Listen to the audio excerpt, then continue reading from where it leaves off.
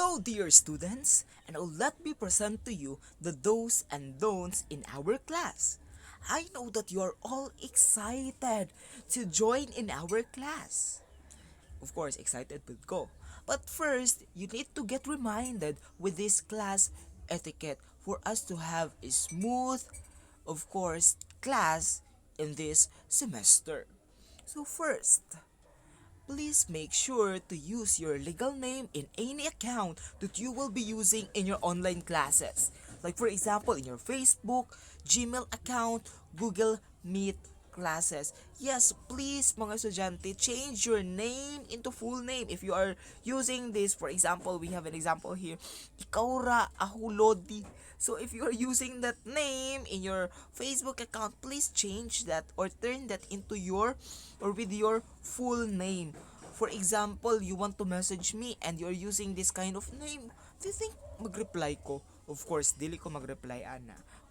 Unless you change your Facebook name with your legal name. Okay? So next, please make sure to use a wholesome photo in any of your account. Yes. And also, you need to use this frame. So this frame is from, of course, the College of Teacher Education. Sooner or later, you will become future teachers. That is why you need to make use of wholesome photo. Dapat formal ang wear or bisan pag dili formal, as long as pleasing sa eyes, dili naka-bikini, dili naka-sexy, dili kita ang kanang mga abs ninyo.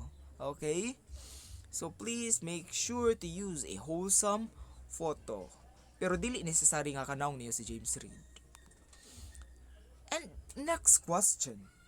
How to communicate with your instructor. So first, politely greet your instructor and introduce your name, year, section, and subject. So avoid sending messages like here. We have an example here. Sir, nakoy concern. Oh, this is GTN, sir. Sir, reply pod. Do you think mo reply ko? Of course, dili, because you did not introduce your name, your year, section, and subject. Always remember, I know na yung mga estudyante mga utana, sir, ano kailangan pa man mo iingon ang amuang year og section og amuang subject, kakabalo naman ka ana. Class, let me remind you, I am handling 500 plus students. Do you think mailhanta mo? Yes, maybe na ako'y mga kailan na sa inyo. But of course, let's practice this kind or this way of messaging your teacher. Okay?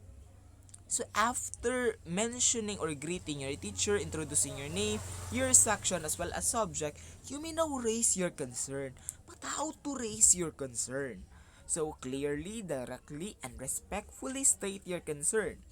Avoid using informal words and if possible, communicate using English language to practice your English communication skills. Yes, mag-English gitu no. So don't worry, I won't mind with the grammar, with the pronunciation ninyo or what. Of course, let's make sure nga tama po dato ang spelling. Okay? So that's how you are going to raise your concern. And of course, message only once and avoid sending multiple messages. Wait patiently for your instructor to respond. For example, you followed the format kanina. You greeted your teacher, stated your name, section, your course as well as your concern. Pero wala pa ni reply si sir. So please wait. Let's have a long rope of patience. Yes, kay dili ra kamo ang estudyante ni teacher. So kana siya to ang timanan ha. And ayun mo follow ang example na to diri nga. Na ako'y concern. Ako din si answer, sir, reply pod, sir, na ako'y pangutana, sir. Hello, sir. Ang concern, sir. So, please avoid that one, no? Para wa time ako si sa bugan. And when to message your instructor. So, timan-an ta ni siya. Number 1, please message during office hours. Monday to Friday, 8 a.m. to 5 p.m. Yes, and you know what? Ako pod as a teacher, I keep on telling myself na I need to message my students dapat from 8 to 5 p.m. ragyod. But of course, kung na mga urgent nga mga, what do we call this one, things that I need to raise in our respective group chats. Of course, dira na siguro ko maka-message og mga beyond 5. Okay? But you, always remember nga 8 to 5 lang ginasweldoan si teacher. Or 8 to 5 lang ang official office hours. So, let's respect pod sa me time, what do we call this one, privacy pod ni teacher, di ba? Kay dili raman kita ang naka-experience anang ma-burn out pati pod si teacher. Okay? Pero if your message is very urgent, kailangan na gyud siya og tubag dayon, pwede siya. Pero kana nga rason. Pero if not, pwede pa siya ipaugma. Therefore, message only from 8 to 5 p.m. Okay? And do not call directly. So, I know you observed that I did not give my, what do we call this one, cell phone number. Because you know what? Last time when I gave my contact number, there is this random student who keep on calling me. Okay, manawag siya o di siya magpaila. That is why, right now, wala pa ako kapalit og bagong cellphone. Bagong SIM ra bitaw. So, magpalit pa ako bagong SIM.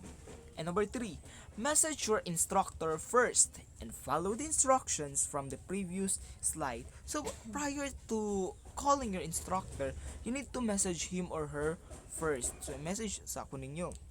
And of course, number 4, please wait for your instructor to call or text you to address your concern. So please remember this one because this is important.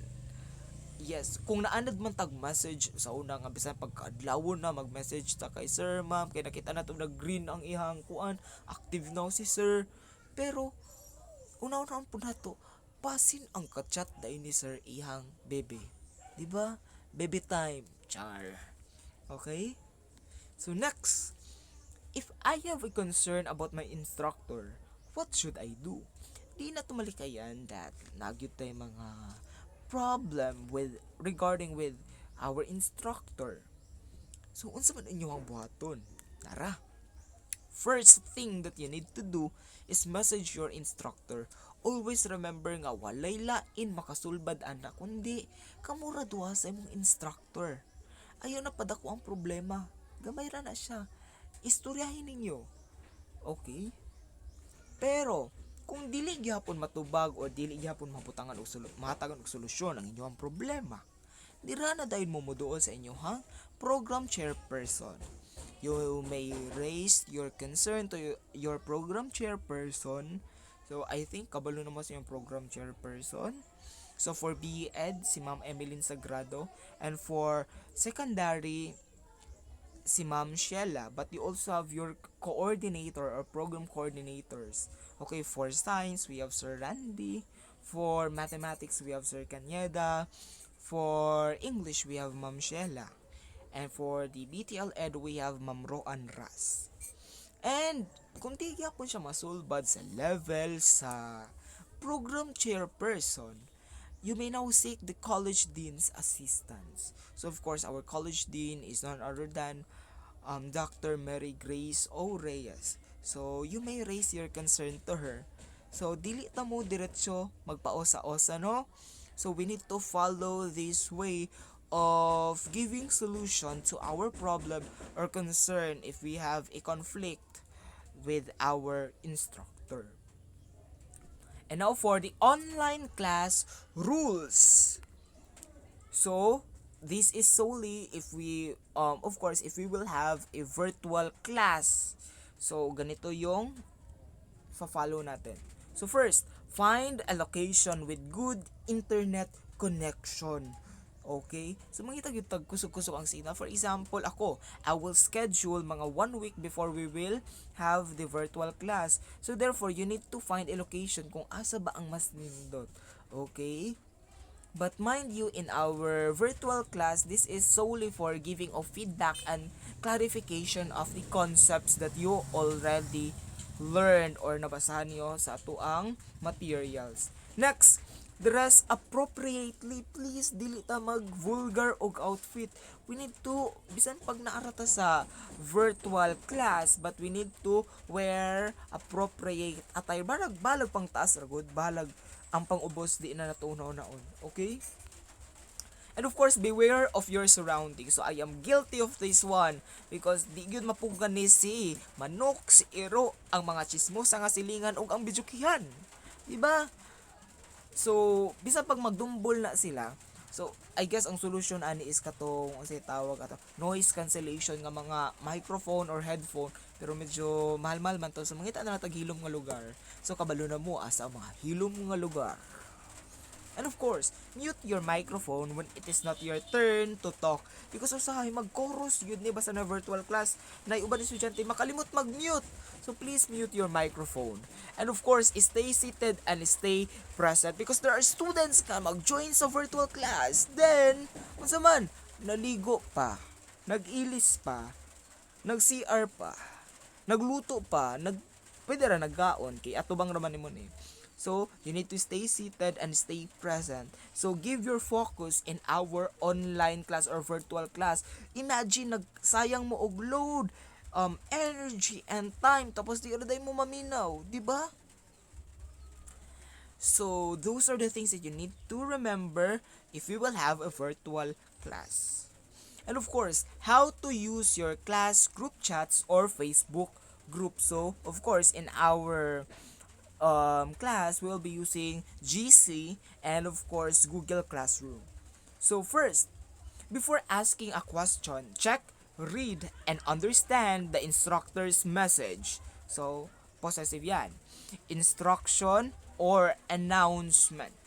So, like for example, we have this meme. Dili mangutana sa classmate, basahon og sabton ang instruction because kasagaran sa mga estudyante di na mo basag taas ang instruction, mangutan na lang sa classmate unsay pasabot di sir didto. Di ba na jud koy makusian sa bugan ana. So please basahan ninyo ang instruction ni teacher.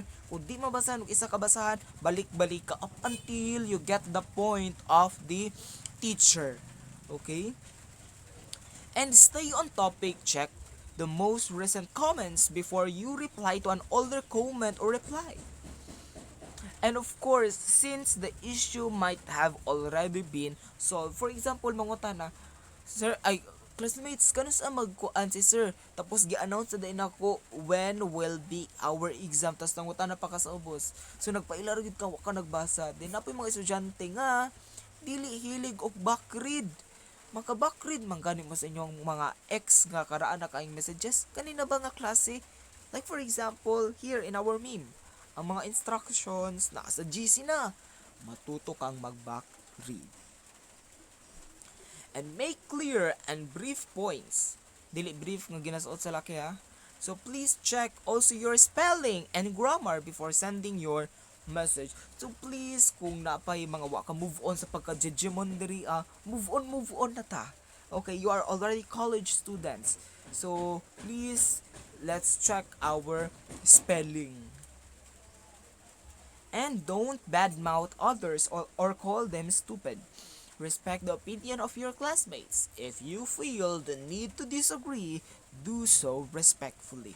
Yes, avoid being rude with your classmates. Especially we are now in online learning way of course, dealing with our peers, with our classmates. We are in a virtual classroom. So you need to be kind, be patient with your classmate. For example, na announcement si sir, tama ang gisulti sa classmate, 8 a.m. man daw, din na isa ka classmate.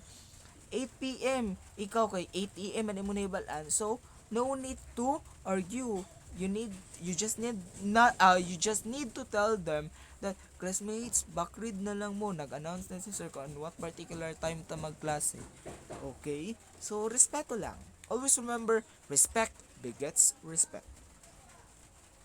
And of course, always remember to say please and thank you when soliciting help from your classmates or instructor. So magpasalamat yun no. And of course, in my part, you need to also make use of po and opo. Ganan jud kay kung magbasa og text message or even chat. who are using po and opo because it really shows respect, di ba? And it is pleasing sa ears. And of course, avoid unnecessary comments and reactions. Example, sending reactions in the group chat or replying okay, which may cover the instructor's message. So for example, the instructor will tell you, okay, just hit the reaction kung nakita na yun ng video. So katulang reaction atong a particular video, no need to send like reactions. Okay, but depende siguro sa message yung teacher. Basta nag-message yung teacher dira, okay class, dili na ta mag-exam. Lisod po, heart-heart rato ninyo. You need to also give things with your instructor. Labi na sa ko Chan. So those are the things that you need to remember. Of course, right now that we are having this flexible learning approach, under it is of course we have online and modular classes. Always remember class that you will be future educators, future teachers. So therefore, kung unsa inyong itanom karon nga sa upat niyo ka tuig sa college, you will harvest that once you teach in the field, once you are na in the real classroom setting. That is why we need to educate ourselves, train ourselves to follow this etiquette because this will help you not only today but also in the future. Okay, once again, I am Mark John M. Martinez, your course instructor. Thank you.